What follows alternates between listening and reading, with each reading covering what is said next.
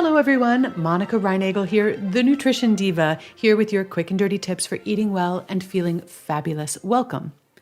A new study was released last week that I know a lot of you are going to be concerned about. It seems that eating fruits and vegetables that are known to have high pesticide residues could make it harder to get pregnant.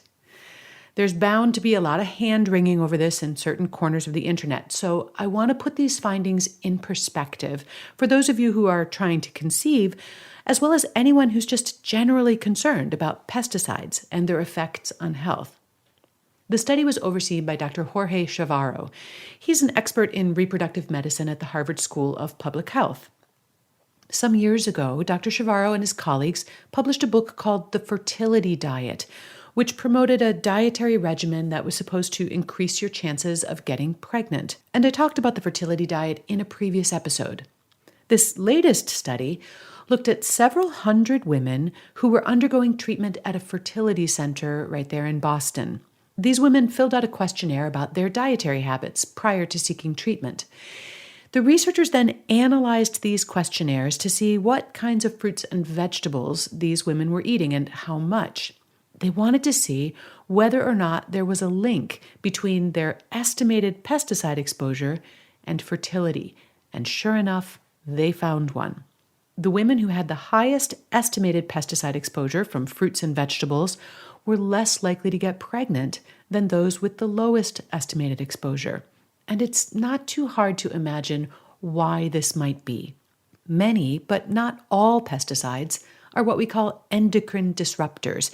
They interfere with reproductive hormones. And this has been widely observed and documented in fish and frogs and other wildlife and confirmed by lab studies.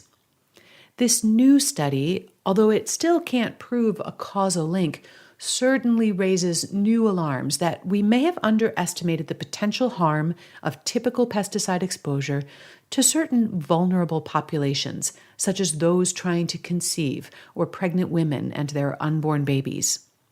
You've probably heard about the Dirty Dozen. This is a list of fruits and vegetables that are known to have high pesticide residues. And the list includes things like strawberries, apples, spinach, grapes, and bell peppers. Other fruits and vegetables, such as bananas, avocado, onions, and cabbage, have lower pesticide residues. Whether or not a vegetable has a high pesticide residue depends on a number of factors: how they're grown, what kinds of pests tend to get after those particular plants, and which chemicals are typically used to control them, and what part of the plant we typically eat. The Environmental Working Group has estimated that by avoiding the Dirty Dozen, you can reduce your exposure to pesticides by up to 80%.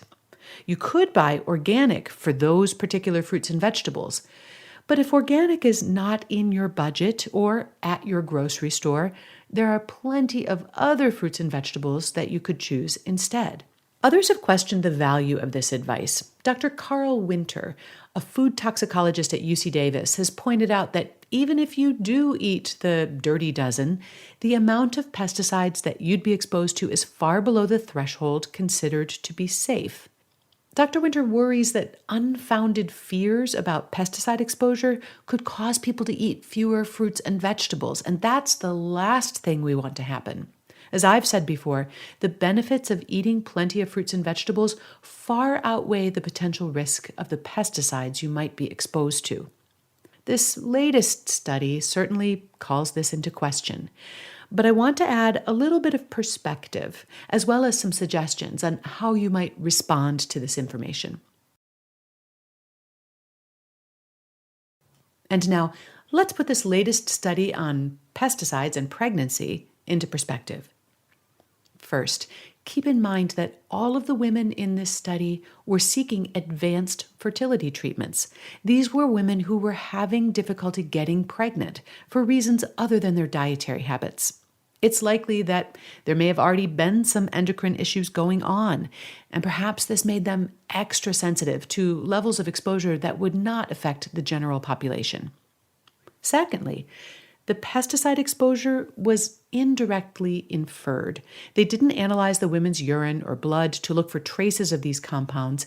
They were basing their analysis on the women's own estimations of how often they ate various foods in the past, as well as USDA data on the general food supply.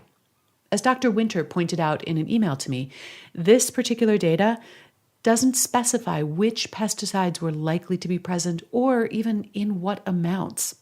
And we haven't yet studied whether counseling women to change their dietary patterns to avoid these fruits and vegetables might improve fertility rates. And finally, to echo Dr. Winter's previous concern, we don't want this research to scare women into not eating fruits and vegetables, or to worry that eating too many apples or strawberries is going to prevent them from getting pregnant.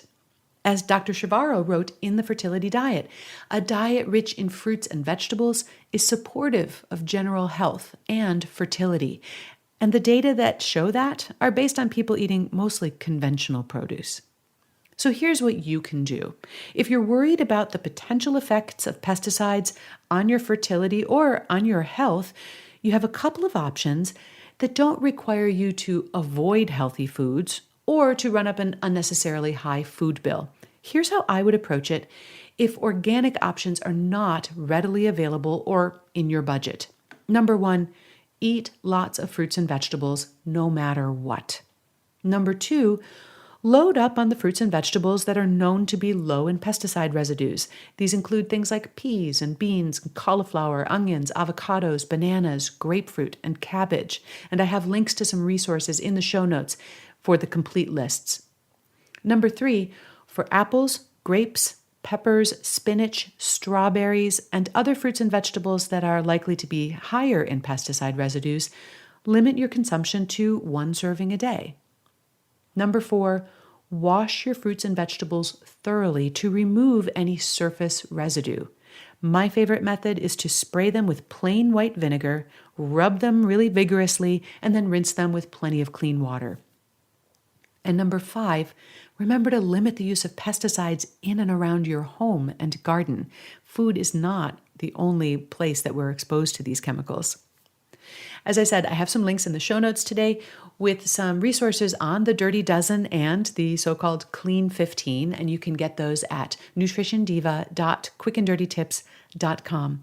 If you have questions or comments about this study or another nutrition topic you'd like to explore, you can post those on our website or on the Nutrition Diva Facebook page. I always love to hear from you.